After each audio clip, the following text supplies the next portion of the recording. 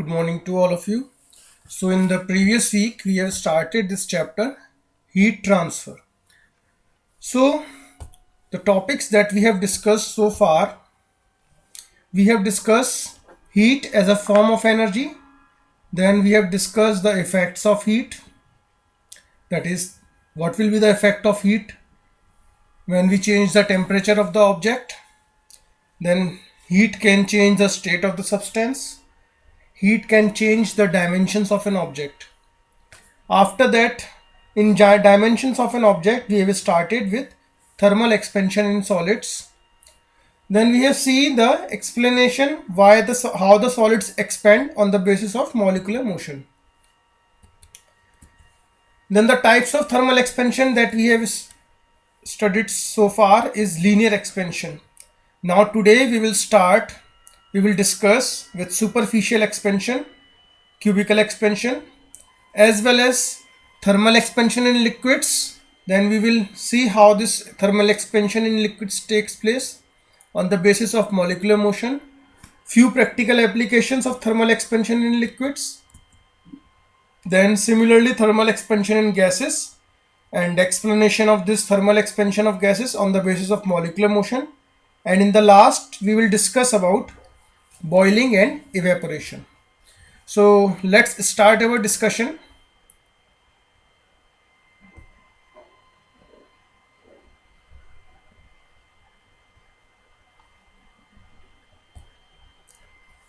So this is where we left in the previous week, superficial expansion.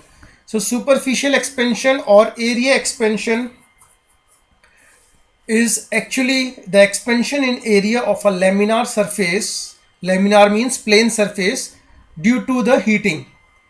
And the coefficient of superficial expansion is defined as the ratio of increase in area to its original area for every degree increase in temperature. So this will be the definition of coefficient of superficial expansion. Like there was coefficient of linear expansion that we denote by alpha. Similarly in superficial expansion we will use coefficient of superficial expansion. So suppose our area is there having area A and it is kept at a temperature T. Now with a small increase in temperature delta T, there will be the small increase in area that you can see here. This is a small increase in area. So that small increase is area expansion. So now the factors which affect the superficial expansion of the solids. First of all, original area of the sheet.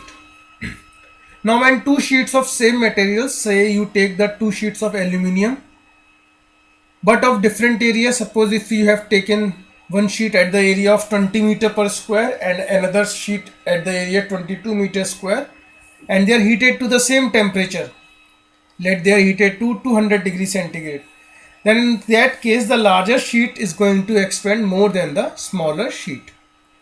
So more is the area of same material and different and at the same temperature, so the sheet having the larger area is going to expand more. Now again, if you take the two sheets of same material, say you take the two sheets of same material of aluminium, both are having the same area. Now the sheet which is heated to the greater temperature will expand more. So when two sheets of same material and same area is heated to different temperature, the sheet heated to higher temperature expands more. The third factor that affects is material of the sheet. So when two sheets of different material and of same area is heated to same temperature, the sheet having higher coefficient of expansion expands more.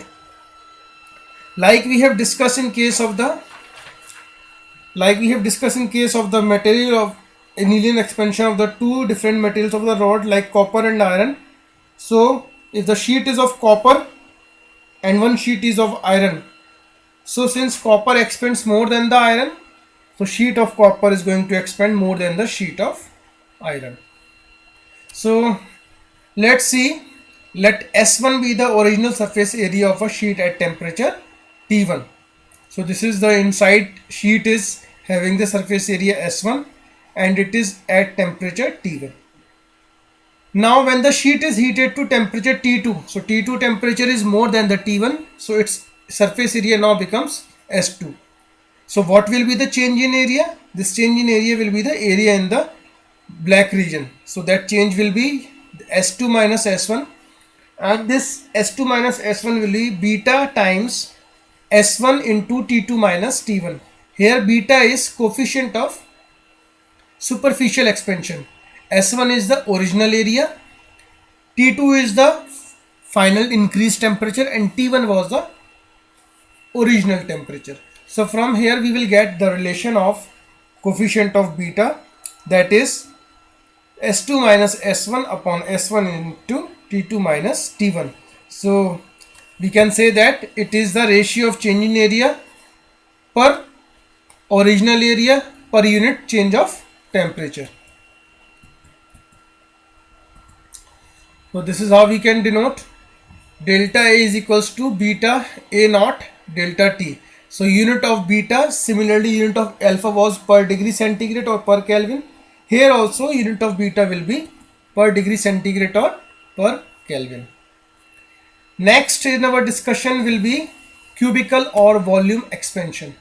So whenever there is increase in volume of the body due to heating, the expansion is called cubical or volumetric expansion. Similarly, suppose if we consider a solid body of volume V1 at temperature T1, and thus when the temperature is increased to T2, the volume becomes V2. So what will be the change in volume? Similarly, V2 minus V1, that is final volume minus initial volume, and it is given as gamma into V1 into T2 minus T1, where gamma is coefficient of cubical expansion. So again we will get the similar relation like we are getting in case of alpha, beta, that is change in volume upon original volume into change in temperature. So similarly we can say that SI unit of gamma is also per Kelvin. Now let's see the relation between alpha, beta and gamma. So the relation that comes out between alpha, beta and gamma is 1:2:3. That means for a degree change in temperature, cubical expansion is always more than the superficial expansion, and superficial expansion is twice the linear expansion. Now when we consider these type of these alpha, beta, gamma, so when we consider a solid, so we knew that solid is the only state of matter which shows all the three type of expansions, that is linear expansion, area expansion and the volume expansion. So whenever a solid is heated, its cubical expansion will be more than the superficial expansion, and its superficial expansion will be more than the linear expansion.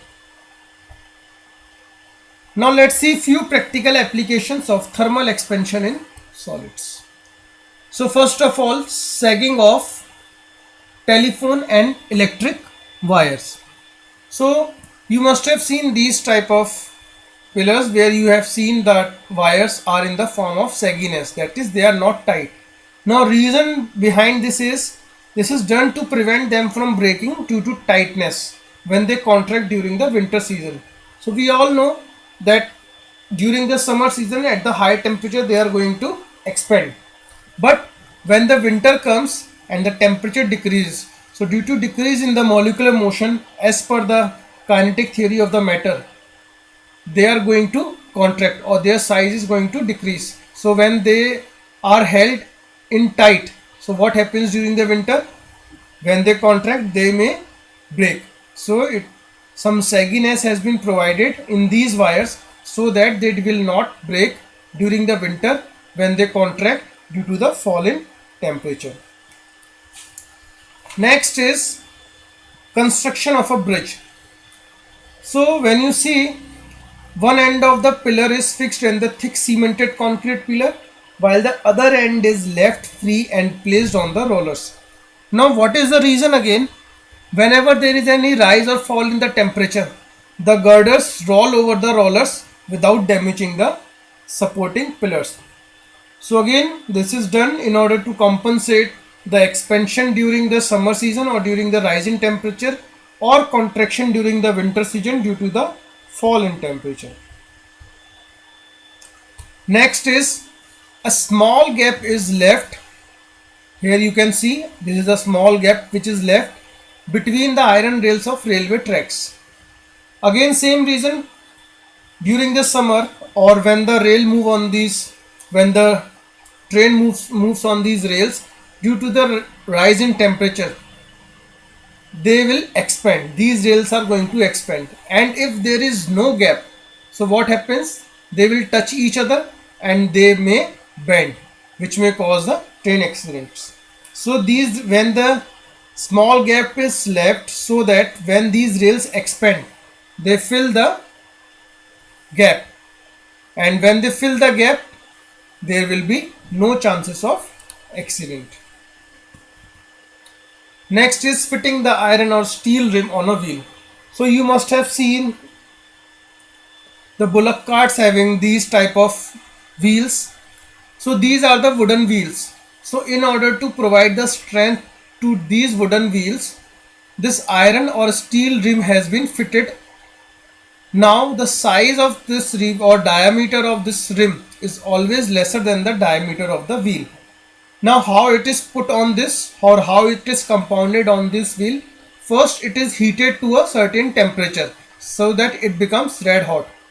Now when it becomes red hot, it is definitely going to expand, and it can be easily slips onto the wheel. When it is easily slips onto the wheel, this wheel is suddenly cooled by putting into the very cold water. So when it is cooled, this strip is contract and it grips the wheel firmly, because its original size was already less than the original size of wheel. So when it is cooled, it is suddenly contracted and it grips the wheel firmly. So this is one more application of thermal expansion in solids. Then a thick walled glass tumbler breaks when it is heated. So what happens?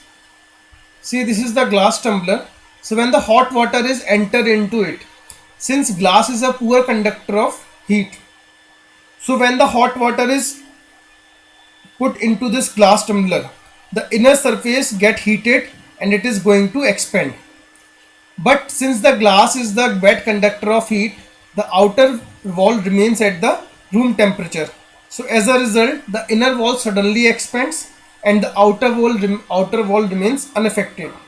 So due to this unequal thermal expansion, that is unequal thermal expansion between inner surface of the glass tumbler and this outer surface of the glass tumbler, it results in the cracking of the glass tumbler. So in order to avoid this breakage, Borosil or Pyrex glass is used, because they do not crack on heating, cooling, as the outer and inner surface expand, contract almost equally. Then one more thing, riveting. Now riveting is an act of securing two overlapping metal plates very tightly by using the rivets. Now how this process takes place, a rivet is heated till it becomes red hot, and then it is inserted between these holes. Now when it is inserted, its ends, these are the ends of the rivets, they are hammered to make them flat. On cooling, now what happens, when it rivets cool, it is going to contract, so these two plates comes together and the plates is going to stick together firmly with the help of this rivet. So again, this is one of the example or one of the application of thermal expansion of solid. Now you must have faced a situation when a cap has been stuck and it is difficult to open it. So how it can be opened? It can be removed by pouring the hot water over it. When you pour the hot water over this cap, as it is a metal, so it is going to expand and then it can be easily removed.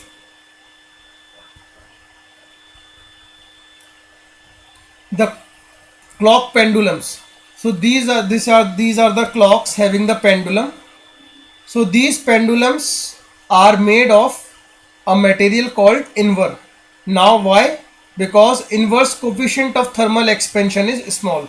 As we have already studied that amount of expansion always depends upon the coefficient of thermal expansion. Now its coefficient of thermal expansion is very small, so its length of the pendulum remain unaffected during the changes in the temperature. That is why these clock pendulums are made of invar. Next is thermal expansion in liquid. So as the solid expand on the heating, similarly liquid also expand on the heating. Since they do not have the fixed shape, they take the shape of the container in which they are kept. So they are having only one free surface, so they only shows cubical or volume expansion. Here you can see this is the cold liquid. Now when it is hot, its particles or its molecules are getting apart. So as they are getting moving faster, so they are giving the expansion to the liquid. And when it is cooled, its molecules come closer and it will cause the contraction of the liquid. In general, all the objects will expand with increasing temperature, but there is a substance known as water which has the most important exception to the general rule. Density of the water as temperature changes. Like at temperatures greater than 4 degrees centigrade, water expands with increasing temperature, but it expands with decreasing temperature when it is between 4 degrees centigrade and 0 degrees centigrade. That is, its density when it is heated from 0 to 4 degrees centigrade, its density should decrease. But what happens? Water is contracting when it is heated from 0 to 4 degrees centigrade, and when it is contracting, its density is increased. That is why its density is always greater at 4 degrees centigrade. Now as the temperature increases from 4 degrees centigrade, water expands as usually. So this is why ice floats on the surface of the water. Since ice having the density lesser than the water, so it easily floats on the water. Or you must have seen in the photograph that glaciers also floats on the surface of the water.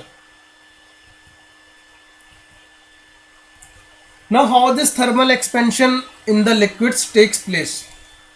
The molecules of liquid are free to move. Now when the liquid is heated, its molecules starts moving faster.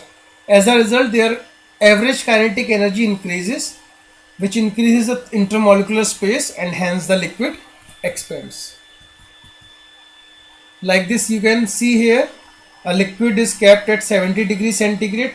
Now as the temperature has been increased to 140 degrees centigrade, its molecules moves faster. So you can see here the level of the liquid has been risen to this place. Now as it is heated further, now due to more expansion, this liquid is coming out of the bottle. Why? Due to the expansion of the liquid. So as the temperature is increased, thermal expansion of the liquid also increases. Let's see a few practical applications of thermal expansion in liquids. While filling the medicine bottles, appropriate space is left in them. Why? Because it is done to allow the liquid medicine to expand when they sent to the hot countries. As we know that liquid expand on heating, so when they are sent to the hot countries and when they are filled to the brim, then what may happen? It may come out of the bottle. So there is a small gap, space is always left in them. A mercury thermometer works on the principle of thermal expansion of the liquids. For each degree rise or fall, mercury expands or contracts by the same volume. So here you can see when the temperature is down, this mercury contracts, and when the temperature is higher, this mercury expands. And here you can see in the medicine bottle, the gap is left so that whenever it is sent to the hot countries due to the expansion, they can compensate this expansion by filling this space. Gases also show thermal expansion, but they shows only cubical or volume expansion because they are free to move and they do not have not definite shape, not definite volume. So when the molecules of gases are heated, its molecules start moving more vigorously than liquid. As a result, their kinetic energy increases and the intermolecular space also increases, hence the gases expands. Next is boiling and evaporation. So as you already knew, boiling is the process in which a substance changes its state from liquid to vapor, and that too at a fixed temperature. It is a rapid and visible process. It is a bulk process. All the particles are involved in it. Then there is no cooling effect associated with the boiling. All the particles have the same temperature during boiling and there is no change of temperature because this process always takes place at a fixed temperature. So you can see in this figure a vessel containing the liquid. Now as the temperature of this liquid reaches to its boiling points, these vapor starts to move away from the surface, and this phenomena is known as the boiling process is going throughout the liquid. Next is evaporation. So this is also a process in which the liquid changes to vapor state, but it takes place at all the temperature. That is why it is slow and invisible process. Unlike in boiling, the phenomena takes place throughout the volume, but it is always takes place from the surface. Evaporation produces cooling effect, like we have studied in the first chapter also, that is matter. So we knew that evaporation always produces the cooling effect, and temperature does not remain same. It keeps on changing because evaporation can take place at all the temperatures. Like here you can see a glass of water when it is put below the sunlight. Then after 3 hours, if you check, the level of the water has been decreased. Why? Because the water starts to evaporate, and hence water is evaporating. The level of the water will decreases. So here are the few differences between evaporation and the boiling. Evaporation is a process in which the liquid changes to its vapor at a temperature below its boiling point, whereas boiling is a process in which liquid changes to its vapor at its boiling point. Evaporation takes place at all the temperatures. Boiling takes place at only fixed temperature. Temperature may change during evaporation because evaporation causes a cooling effect, but during the boiling there is no change in temperature. Evaporation is a slow and silent process, but boiling is a fast and violent process. Evaporation takes place only at the surface of the liquid, but boiling takes place over the entire mass of the liquid. So these are the few differences between evaporation and boiling. So that's the end of this chapter. This is the end of this chapter, heat transfer. Thank you.